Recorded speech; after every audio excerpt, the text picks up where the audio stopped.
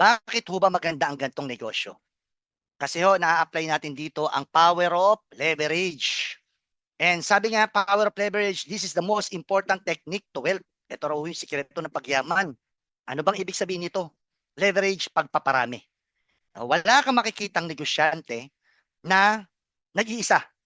No? Lahat ho yan kumukuha ng mga tao. Manager, supervisor, mga empleyado. Tama? And the more na maraming tao, the more na mas malaki ho yung negosyo. Ano pa? Leverage. Nagpaparami sila ng branches ng mga tindahan. Tama ba yun? For example, kunyari, ikaw ang master siomay.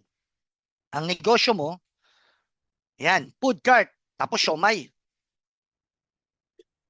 Ang ginawa mo, pina-franchise mo yan sa iba't ibang lugar.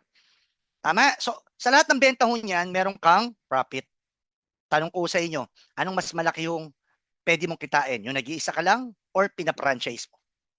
Siyempre yung pina-franchise mo. Tama ba? And kung pag-iisipan nyo ho, yung konsepto na sinabi ko po sa inyo kanina, eh halos kaparehas lang talaga niyan, yung franchising. Tama. Dito ho, di ba tuturuan namin kayo mag-online marketing, client ang mga lalapit na sa atin, pepresentahan natin, hindi lahat magugustuhan. Oo, pero yung mga magugustuhan, meron din silang mai-invite na mga magugustuhan po yung idea ng business natin. Hanggang sa dumadami na yung mga members mo at lumalabas po, parang branch out mo na yan, para ka nagba-branch out.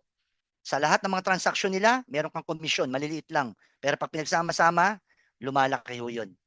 Tama ho ba yun? And sila ho, kaya nila nagawa yung franchising na yan, marami silang kapital. Tama, malalaki, daang-daang libo o milyon. Ang good news, dito sa negosyo natin sa Ascendra, ang liit na puhunan, pero yung konsepto nila nagagawa din natin. Tama ho ba yun? Okay, so bakit naman yung mga simpleng empleyado na kagaya ko ho dati, bakit parang hirap abutin ng pangarap? Alam niyo kung bakit? Hindi natin na-apply ang power of leverage. No? Umaasa lang tayo sa sarili nating kamay at paa, sa sarili nating lakas, talento at oras. 'Di ba sa employment, anong sabi? No work, no pay. Kahit anong ganda ng trabaho mo, mataas posisyon mo, nagkasakit ka, hindi ka na nakapasok, wala ka na rin kita. At hindi mo pwedeng ilipat sa anak mo yung posisyon na yun. Tama? Unlike sa pagbibusiness, no? Gaya dito sa Ascendra, no, may account ka. Pagtulungan natin, palakihin natin network mo, lumalaki benta mo. Pagdating ng time, gusto mo na mag-retire, alam mo yung account mong yon, pwede mong ilipat sa pangalan ng anak mo. So wala hong masasayang. Okay ba yan?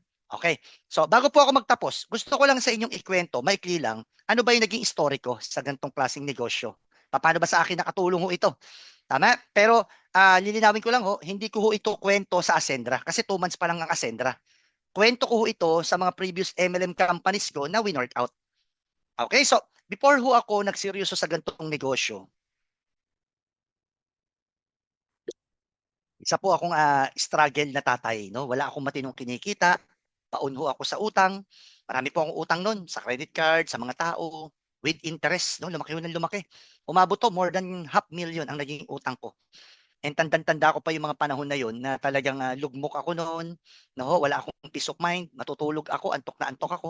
Pag may naningil, wala na, hindi na ako antokin noon. Kabog na dibdib ko noon, no? Nagkaroon ako ng anxiety talaga ng mga panahon na yun. And syempre, mababa po ang tingin sa akin ng mga tao, ng mga kamag-anak, mababa tingin sa akin yung mga yan, no? Eh yun, tandang-tanda ko pa yan, yung mga panahon na yun talaga. No, na nagpe-pray lang ako noon, sabi ko, Lord, sana bigyan mo ako ng opportunity. Sabi ko, kahit mahirap yan, gagawin ko. Kasi alam ko naman sa sarili ko, masipag naman ako eh. Wala lang akong tamang opportunity. Tama ho ba? So ito pong gantong negosyo, ito na po yung naging sagot na instrumento ng Diyos sa akin. And syempre, kagaya lang din ito ng ibang negosyo, no? Uunahan ko na po kayo, hindi ito instant success. Hindi ito yung get rich quick scheme. Wala pong ganoon, no? Ito po ay negosyo din. Kagaya lang din ito ng ibang negosyo na tsatsagain mo. Lagi niyo maririnig sa amin yan, tsatsagain natin ito. No? Kailangan sa start, magtatanim ka muna, hindi agad malaki. Tama ba? So, ganun nangyari sa akin. Inaral ko siya, tinrabaho, and alam nyo yun, dumating na yung break ko, syempre sa tulong ng Team TGFB at TGFB Core Leaders, alam nyo, bigla na lang naranasan ko na po yung mga hindi na ordinaryong kita. No? Una, maliit lang muna. Di ba? Kumikita muna ako 10,000. Isang buwan, 10,000, 10,000, 20,000. Hanggang sa nag-50,000 na ako. Yung 50,000 amat na po kinikita ko eh. Sobrang salamat na ako sa Diyos doon kasi napapakain ko na ng masasarap yung mga anak ko noon eh.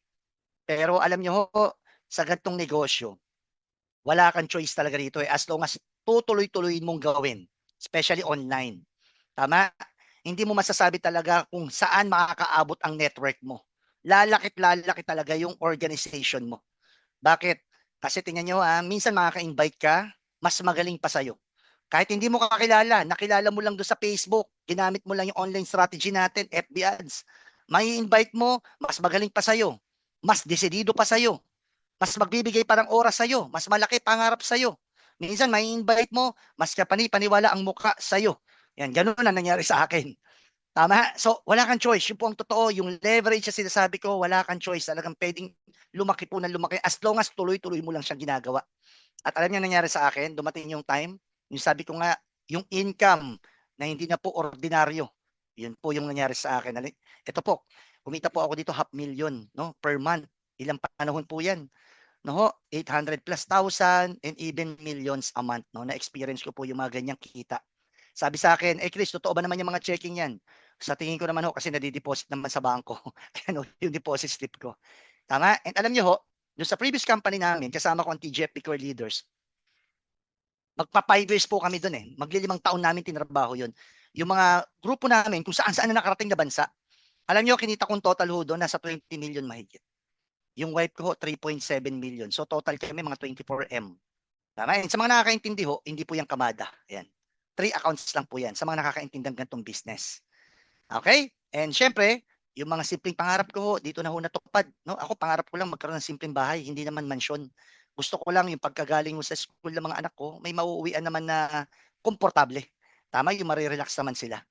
And syempre, nagkaroon ng mga sasakyan na dating pangarap lang at nakapag-invest ako sa mga property, sa mga lupa, sa condominium na ngayon pinaparentahan ko na. No? And then, yun, nakakapag-invest na rin po ako sa iba't ibang negosyo ng mga kakilala ko. Restaurant, sound system, ano pa. Ito, ang pinaka-latest ko yung convenience store. So ngayon syempre nararanasan ko na yung sinasabing money works for money. Na dati naririnig ko lang yun No, darating pala ang time, pag ikaw kumikita na ng maganda at nakaipon ka na, alam mo yung pera, kikita siya ng pera din Dati puro mano-mano lang alam kong kitaan Lalo na sa employment, pagpasok may kita, pag wala, wala. Tama? Pero alam mo, pagka natutunan mo na tamang investment, magugulat ka yung sasabing kahit tulog, pwede ka nang kumita. Tama? At nangyari yan dahil sa ganitong klaseng opportunity. And alam niyo ba, lahat ng na-acquired ko, no? Yan po, lahat yan na-acquired ko yan ng fully paid. Yabang Hindi, gusto ko lang kayo inspire. Kasi sino ba naman ako dati? No, kinuwento ko nga kanina, isang tao na baon sa utang, hindi ko naman alam na may potential talaga ako, mababatingin sa akin ng tao. Tama? Na ang ginawa ko lang, nagdasal ako, nilaasan ko loob ko, binuksan ko isip ko at sinipagan ko. Tama?